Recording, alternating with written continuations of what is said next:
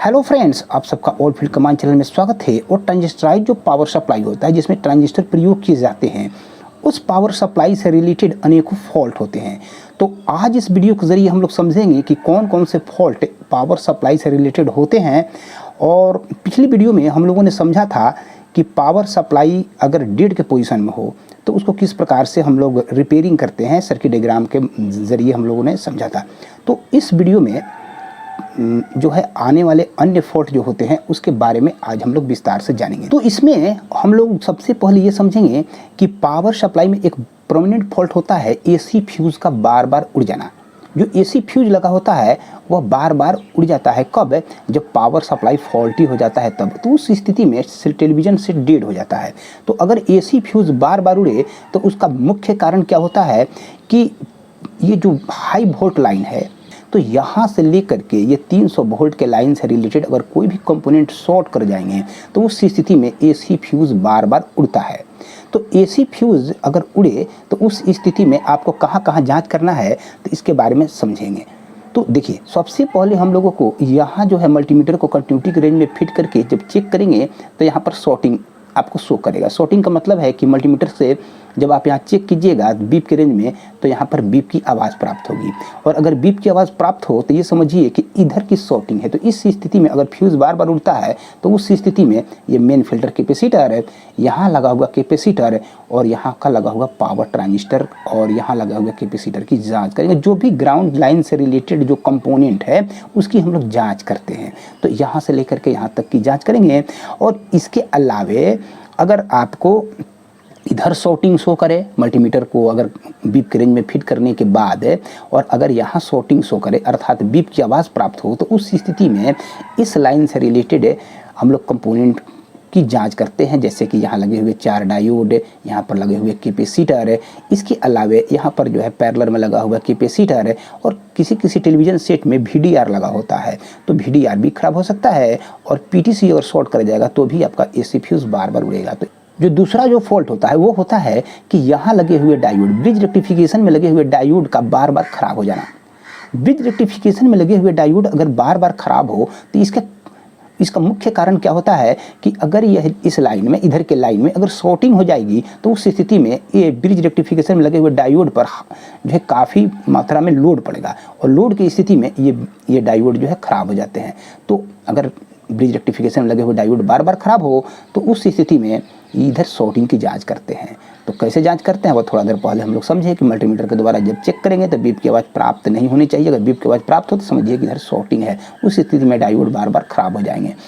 इस डायोड की सेफ्टी के लिए यहाँ जो है डायोड के साथ कैपेसिटर लगाए जाते हैं, पैरेलल में कैपेसिटर लगाए जाते हैं।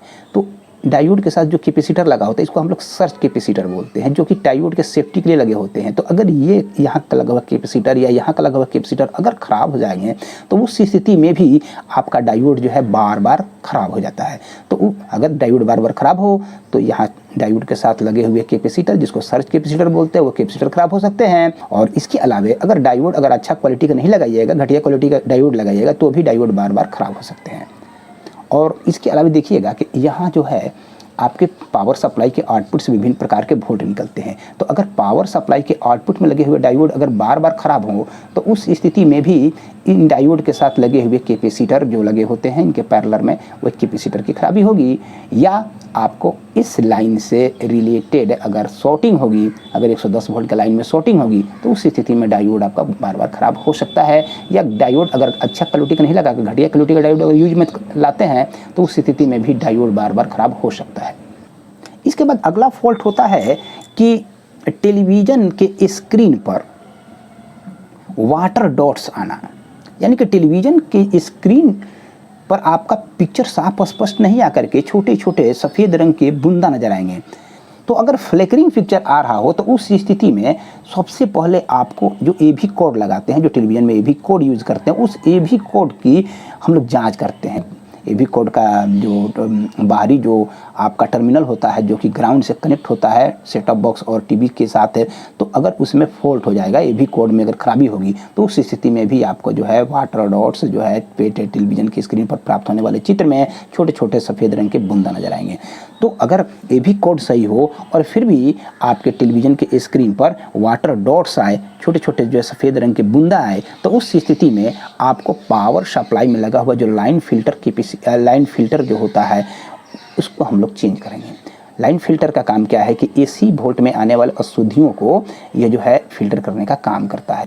220 वोल्ट की जो एसी सप्लाई देते हैं, अगर वो एसी सप्लाई आवश्यकता से अधिक कम होगा, लो होगा, तो उस स्थिति में पावर सप्लाई जो है सही रूप से काम नहीं करेगा और उस स्थिति में पिक्चर और लाइट दोनों जो है आपको इस तरीके से लहराएंगे। इसके अलावे आपका यहाँ लगे हुए डायोड अगर लीक कर जाएंगे, डायोड अगर लीक हो जाएंगे, तो उस स्थिति में भी पिक्चर और जो है साथ ही साथ जो है टेलीविजन की स्क्रीन में प्राप्त होने वाला लाइट वो जो है लहराता हुआ नजर आएगा।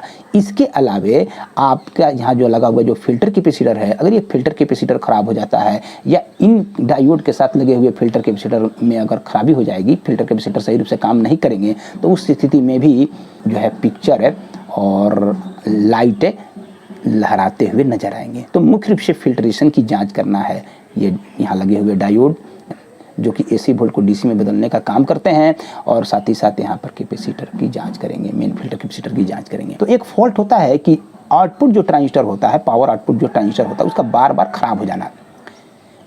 ये टेलीविजन सेट का काफ़ी ही महत्वपूर्ण फॉल्ट होता है कि आउटपुट ट्रांजिस्टर का बार बार खराब हो जाना, जल जाना। तो अगर आउटपुट में लगा हुआ ट्रांजिस्टर बार बार खराब हो जाए तो इसका कई कारण होते हैं। नंबर 1 कारण क्या होता है कि अगर यहाँ फिल्ट्रेशन जो वोल्ट जो है जो फिल्टर किया जाता है, तो अगर फिल्ट्रेशन सही रूप से नहीं होगा तो उस स्थिति में भी यहाँ का लगा हुआ ट्रांजिस्टर बार बार खराब हो जाएगा। इसके अलावे इसके कलेक्टर और बेस से रिलेटेड अगर कंपोनेंट खराब हो जाएंगे, कलेक्टर से लगे हुए कौन कौन कंपोनेंट है, तो यहाँ पर लगा हुआ कैपेसिटर और यह रजिस्टर। इसके बाद यहाँ से लगे हुए यहाँ पर कैपेसिटर एक लगा हुआ है, यहाँ लगा हुआ है। तो कलेक्टर से लगे हुए जितने भी कैपेसिटर है यहाँ से लेकर के यहाँ तक और जितने भी कंपोनेंट है, ये कंपोनेंट की खराबी हो सकती है, या बेस से लगे हुए कंपोनेंट की अगर खराबी होगी, जैसे कि ये ट्रांजिस्टर खराब हो जाएगा या यहाँ के लगे हुए कैपेसिटर खराब हो जाएंगे, तो उस स्थिति में भी ये ट्रांजिस्टर जो है बार बार खराब हो जाता है। अगर ट्रांजिस्टर अच्छा क्वालिटी का नहीं होगा तो भी आपका यहाँ का लगा हुआ ट्रांजिस्टर बार बार खराब हो जाएगा। तो जब कभी भी ट्रांजिस्टर यूज़ करें तो क्वालिटी पर ध्यान दें कि अच्छा क्वालिटी का ट्रांजिस्टर हम लोग को यूज़ करना है।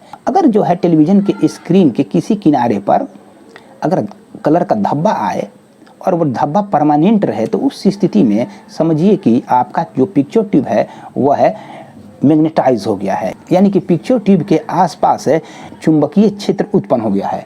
तो उस स्थिति में हम लोगों को डिकोसिंग कॉइल और डिकोसिंग कॉइल से रिलेटेड यहाँ जो पीटीसी लगा हुआ है इसकी हम लोग को जांच करना है, यानी कि पीटीसी को चेंज करना है और डिकोसिंग कॉइल के कनेक्शन की जांच करना है। यहाँ समझेंगे ये कि डिकोसिंग कॉइल किसी किसी टेलीविजन सेट में लाइन फिल्टर जो लगा होता है उस लाइन फिल्टर से पहले भी लगा हो सकता है और डिकोसिंग कॉइल जो है किसी किसी सेट में लाइन फिल्टर के बाद भी लगा होता है। पावर सप्लाई का एक महत्वपूर्ण फॉल्ट होता है कि टेलीविजन सेट का बार बार बंद हो जाना, टेलीविजन सेट का अपने आप ऑफ हो जाना। टेलीविजन सेट को ऑन करेंगे और बार बार टेलीविजन सेट ऑफ हो जाएगा। तो अगर ये फॉल्ट आपको मिले कि television set bar bar of हो जाए, तो उस स्थिति में सबसे पहले पावर सप्लाई के लोड कैपेसिटी की जांच करते हैं। वो कैसे करेंगे, तो 110 वोल्ट के लाइन को जो कि हॉरिजॉन्टल सेक्शन को जाता है, इस लाइन को डिस्कनेक्ट करके और यहाँ पर एक बल्ब जोड़ेंगे। 100 वाट है, 220 वोल्ट 100 वाट का बल्ब जोड़ेंगे। बल्ब का एक टर्मिनल यहाँ जोड़ेंगे और दूसरे टर्मिनल को जोड़ेंगे निगेटिव लाइन में। और जोड़ने के बाद पावर सप्लाई में सप्लाई देते हुए यहाँ चेक करेंगे कि 110 वोल्ट प्राप्त हो रहा है कि नहीं हो रहा है, और वो 110 वोल्ट परमानेंट कुछ देर तक जो है प्राप्त हो रहा है कि नहीं हो रहा है। और उसके बाद अगर प्राप्त हो तो पावर सप्लाई वास्तविक रूप में काम कर रहा है कि नहीं कर रहा है, इसकी जाँच कैसे करेंगे, तो बल्ब का कनेक्शन करते हुए और यहाँ पर सप्लाई देते हुए यहाँ पर लगा हुआ जो प्रीसेट है इसको ट्यूनिंग करेंगे। और जब ट्यूनिंग करेंगे तो यहाँ के वोल्टेज में बदलाव होना चाहिए। यहाँ पर 80 से लेकर के 140 वोल्ट हमको प्राप्त होना चाहिए। कब है, जब इस प्रीसेट की ट्यूनिंग करेंगे तब है। और अगर 80 से लेकर 40 वोल्ट 140 वोल्ट मिले तो ये समझेंगे कि पावर सप्लाई की लोड कैपेसिटी बिल्कुल सही है, लेकिन यहाँ बल्ब का लोड देते हुए ही यहाँ चेक करना है। तो लोड कैपेसिटी सही है। और उसके बाद भी अगर आपका television set bar bar of होता है तो यहाँ की वोल्टेज की भी जांच करते हैं। तो ये 12 वोल्ट का लाइन का अगर सप्लाई आवश्यकता से अधिक कम हो जाएगा तो उस स्थिति में भी आपका television set bar bar of हो सकता है। तो 12 वोल्ट के अगर सप्लाई अगर लो प्राप्त हो तो 12 वोल्ट से रिलेटेड कंपोनेंट की जाँच करेंगे। और इस प्रकार से पावर सप्लाई की हम लोग लोड कैपेसिटी की जाँच करते हैं। पावर सप्लाई से रिलेटेड एक फॉल्ट होता है कि आवाज़ के साथ पिक्चर और लाइट का फैलना और सिकुड़ना। जो टेलीविज़न की स्क्रीन पर जो पिक्चर और लाइट आएंगे वो फैलेंगे और सिकुड़ेंगे। कब? जब आवाज़ जब कम और अधिक होगी तो उस आधार पर पिक्चर जो है फैलेंगे और सिकुड़ेंगे। तो इस प्रकार के दोष में हम लोगों को सबसे पहले पावर सप्लाई की लोड कैपेसिटी की जांच करना है कि पावर सप्लाई लोड ले रहा है कि नहीं ले रहा है। 110 वोल्ट के लाइन में बल्ब को जोड़ करके और इस प्रीसेट को घुमाते हुए यहाँ का बॉल के जो लाइट में बदलाव होना चाहिए। जब इसको ट्यूनिंग करेंगे तो बदलाव होना चाहिए और यहाँ पर जो है 110 वोल्ट प्राप्त होना चाहिए परमानेंट। इसके अलावे जो ऑडियो सेक्शन के लिए जो सप्लाई दिया जाता है और ये जो सप्लाई देते हैं ये सबकी सप्लाई की जांच करेंगे कि सप्लाई सही रूप से आउट हो रहा है कि नहीं हो रहा है। अगर सप्लाई सही हो और फिर भी आवाज़ के साथ पिक्चर फैले और सिकुड़े तो इसका एक मुख्य कारण क्या होता है, पावर सप्लाई में लगा हुआ जो एनटीसी होता है, जो कि किसी किसी सेट में लगा होता है और किसी में लगा नहीं भी हो सकता है।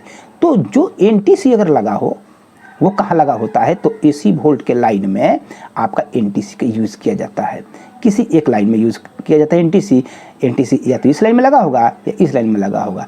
ये जो है एनटीसी लाइन फिल्टर से पहले भी लगा हो सकता है या लाइन फिल्टर के बाद भी लगा हो सकता है। तो एनटीसी अगर फॉल्टी हो जाएगा तो उस स्थिति में आपका आवाज़ के साथ आवाज़ जैसे जैसे कम और अधिक प्राप्त होगी उसी अनुसार से लाइट और जो है चित्र भी फैलेंगे और सिकुड़ेंगे। तो मुख्य रूप से यहाँ पर एनटीसी की जांच करना है।